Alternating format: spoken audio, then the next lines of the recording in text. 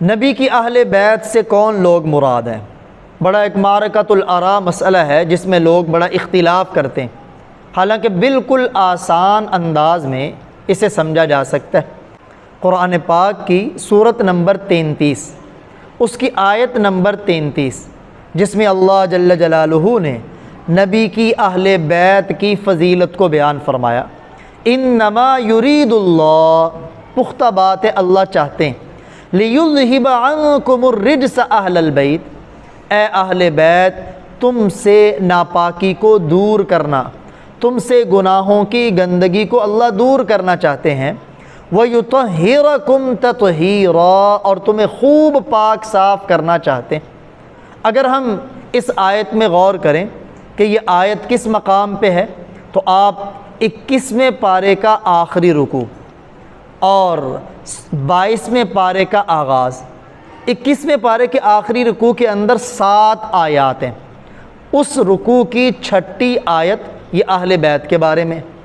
آپ ترجمے والا قرآن پاک لیں اور اس میں دیکھیں، وہ رکوع شروع ہوتا ہے تو اس میں نبی کی گھر والیوں کا، نبی کی ازواج مطہرات کا اور ایمان والوں کی ماؤں کا ذکر ہے۔ یا ایھا النبی قل لازواجک، بیویوں کا ذکر ہے، اور یہ رکوع پورا کا پورا آپ صلی اللہ علیہ وسلم کی بیویوں کے بارے میں۔ 5 آیتیں پہلے، اس میں بھی آپ کی ازواج مطہرات کا ذکر ہے، اور یہ جو 6ٹھی آیت ہے اس کا آغاز بھی جو ہے وَقَرْنَ فِي بُيُوتِكُنَّ، اے نبی کی بیویوں اپنے گھروں میں ٹھہری رہو۔ اسی 6ٹھی آیت میں آگے فرمایا انما یرید اللہ لیذہب عنکم الرجس اہل البیت،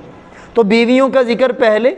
تو یہاں بھی اس آیت میں جس کو اہل بیت کہا گیا ہے اس سے مراد آپ صلی اللہ علیہ وسلم کی بیوی ہیں۔ چنانچہ اس سے آگے جو آیت نمبر 7 ہے اس کے اندر بھی پیارے نبی کی بیویوں کا ذکر ہے۔ اس آیت میں جس کو اہل بیت کہا گیا ہے وہ نبی کی گھر والیاں، نبی کی ازواج مطہرات، ایمان والوں کی مائیں اور پیارے نبی کی بیویاں۔ یہ جو اہل بیت کا لفظ ہے عربی کا لفظ ہے، اسی کو اگر ہم اردو میں کہیں تو اہل خانہ کہتے ہیں، اور ذرا آسان لفظ میں کہیں تو گھر والے کہتے ہیں۔ اگر کسی سے بھی پوچھا جائے نا بتاؤ آپ کے گھر والوں کا کیا حال ہے، اہل خانہ کا کیا حال ہے، تو اس سے ہمارے عرف اور رواج میں بھی بیوی اور بچے ہی مراد ہوتے ہیں۔ اور اگر آپ قرآن پاک میں بھی غور کریں تو قرآن پاک میں جہاں بھی اہل بیت کا لفظ ذکر ہوا ہے اس سے مراد بیوی اور بچوں کو ہی لیا گیا ہے۔ ابراہیم علیہ السلام اور ان کی بیوی سارہ کا ذکر علیہ السلام، ان کے پاس اللہ کے فرشتے آئے، چونکہ ابراہیم علیہ السلام نے اللہ سے دعا مانگی، بڑھاپے کی عمر ہے، بیوی بانجھ ہو چکی، اللہ نے فرشتوں کو بھیجا جا کے میرے ابراہیم کو بیٹے کی خوشخبری دو۔ جب فرشتوں نے ابراہیم علیہ السلام کو بیٹے کی خوشخبری دی تو ان کی زوجہ محترمہ سارہ علیہ السلام نے اس پہ تعجب کیا، تو فرشتے سارہ کی طرف متوجہ ہوئے اور کہنے لگے اتعجبین من امر اللہ، کیا اللہ کے اس معاملے سے تم تعجب کرتی ہو؟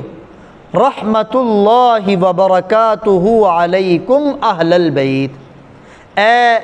اہل بیت اللہ کی رحمتیں اور برکتیں تم پر ہو۔ تو یہاں دیکھیں ابراہیم علیہ السلام کی بیوی سارہ ہے، ان کو جو لفظ ان کے لیے قرآن میں استعمال ہوئے وہ اہل بیت ہے۔ فرشتوں نے کہا اللہ کی رحمتیں ہوں، اللہ کی برکتیں ہوں اے اہل بیت ابراہیم کی گھر والی۔ قرآن پاک کی یہ سورہ ہود آیت نمبر 73۔ موسیٰ علیہ السلام ان کی بیوی جب سفر کے اندر آ رہے تھے تو اسی دوران رات کا اندھیرا تھا، پہاڑی کے اوپر موسیٰ علیہ السلام کو آگ نظر آئی، کوہ طور، وہ تو اللہ تعالیٰ کی طرف سے تجلی تھی، تو اپنی گھر والی سے کہنے لگے میں نے آگ دیکھی ہے۔ فقال لأہلہم کثوا، اپنے اہل سے کہا تم یہیں ٹھہرو، میں وہاں سے آگ لے کے آتا ہوں۔ تو یہاں دیکھیں موسیٰ علیہ السلام نے اپنی گھر والی کے لیے اہل کا لفظ استعمال کیا۔ اسی طرح سورہ یوسف میں وہ زلیخا نے، عزیز مصر کی گھر والی نے یوسف علیہ السلام پہ ڈورے ڈالے، دروازوں کو تالے لگائے، پھر موسیٰ یوسف علیہ السلام وہاں سے جب دوڑے تو اللہ جل جلالہ نے تالے توڑے، آخری دروازے پہ جب پہنچے، دروازہ جب کھلا تو اس موقع پہ آگے عزیز مصر کو پایا۔ اب زلیخا کے قدموں کے نیچے سے تو زمین نکل گئی کہ یہ تو میرا خاوند آ گیا، اب کیا بنے گا؟ تو چونکہ عورتوں کا مکر اسے قرآن میں بڑا مکر کہا گیا ہے، شیطان کے مکر کو کہا گیا ہے کہ اس کا مکر کمزور ہے، لیکن عورتوں کے مکر کے لیے کہا گیا ان کیدکن عظیم، تم عورتوں کا مکر بہت بڑا ہے۔ اب زلیخا ساتھ ہی بدلی، اپنے خاوند سے کہنے لگی ما جزاء، اس آدمی کی کیا سزا ہے، من اراد باہلک، جو آپ کی گھر والی کے ساتھ برائی کا ارادہ کرے۔ یہاں غور کرنے والا لفظ ہے اہل، من اراد باہلک، اہل کا لفظ آیا، تو یہاں بھی جو اہل کا لفظ استعمال ہوا ہے اس سے مراد بیوی ہے کہ زلیخا نے اپنے خاوند سے کہا جو تمہاری بیوی سے برائی کا ارادہ کرے اس کی کیا سزا ہے۔ تو اس سے بھی معلوم ہوا کہ قرآن پاک میں جب اہل کا لفظ آتا ہے تو اس سے مراد بیوی ہوتی۔ ایسے ہی ایوب علیہ السلام کا قرآن پاک میں ذکر ہے، آزمائش آئی، اللہ تعالیٰ نے سارا مال ان سے واپس لے لیا، اولاد واپس لے لی، ساری بیویوں نے چھوڑ دیا، ایک بیوی ان کے پاس رہی۔ لیکن جب وہ آزمائش ختم ہوئی تو اللہ تعالیٰ نے ساری چیزیں لوٹائیں اور وہ ایوب علیہ السلام کی دعا قبول کی۔ تو اللہ تعالیٰ فرماتے ہیں سورہ انبیاء آیت نمبر 84، فاستجبنا لہ، ہم نے ایوب علیہ السلام کی دعا قبول کی، فکشفنا ما بہ من ضر، ان کو جو آزمائش اور پریشانی اور تکلیف تھی اس کو ہم نے ختم کر دیا، وآتیناہ اہلہ، ہم نے ایوب علیہ السلام کو ان کے اہل دیے، یعنی اہل و عیال، بیوی اور بچے ان کو واپس کر دیے، ومثلہ معہم، جتنے پہلے تھے ان کے مثل اور بھی دے دیے۔ تو یہاں بھی جو ایوب علیہ السلام کے لیے اہل کا لفظ آیا ہے اس سے مراد ان کے بیوی اور بچے۔ تو ان آیات میں غور کرنے سے معلوم ہوا کہ قرآن پاک میں جہاں بھی اہل کا لفظ ذکر ہوا ہے اس سے مراد بیوی اور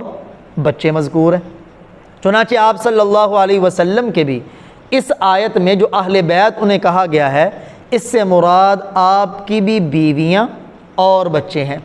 لیکن آپ صلی اللہ علیہ وسلم نے اس فضیلت میں سیدنا علی المرتضیٰ شیر خدا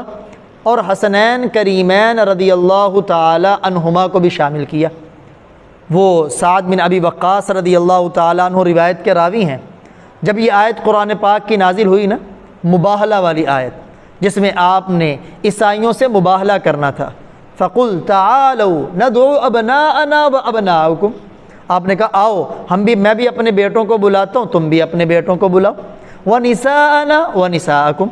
میں بھی اپنی عورتوں کو بلاتا ہوں، تم بھی اپنی عورتوں کو بلاؤ۔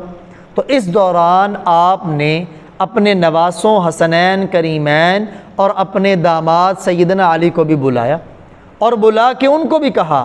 اللہم ہؤلاء اہل بیتی،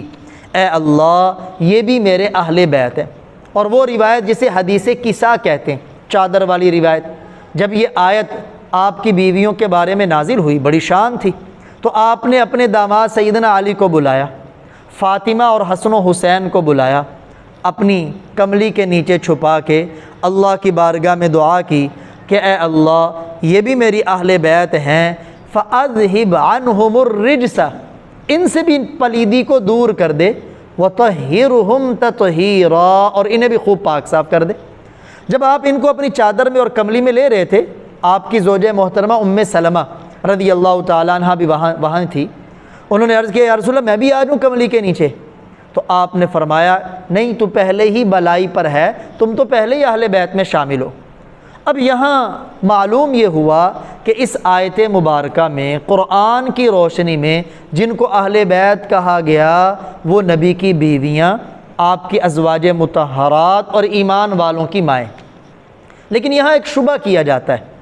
کہ آپ کی بیویوں کا ذکر ہے اس سورہ احزاب کے اس رکوع میں جو 21ویں پارے کا آخری رکوع ہے، 7 آیتوں میں نبی کی بیویوں کا ذکر ہے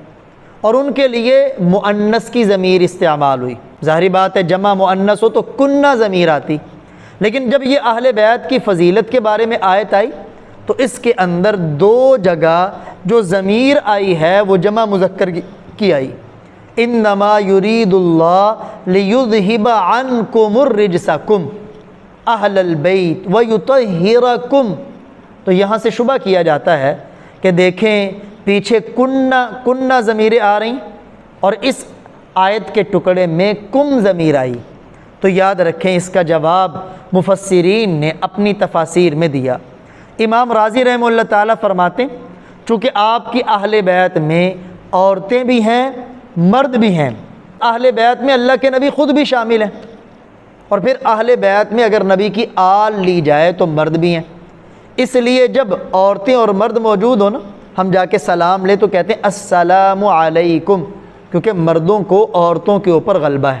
تو چونکہ آپ کی اہل بیت میں مرد اور عورتیں آئیں، اس لیے مردوں کو غلبہ دے کر عورتوں پر مذکر کی ضمیر استعمال کی گئی۔ اور اس کا ایک بڑا پیارا جواب،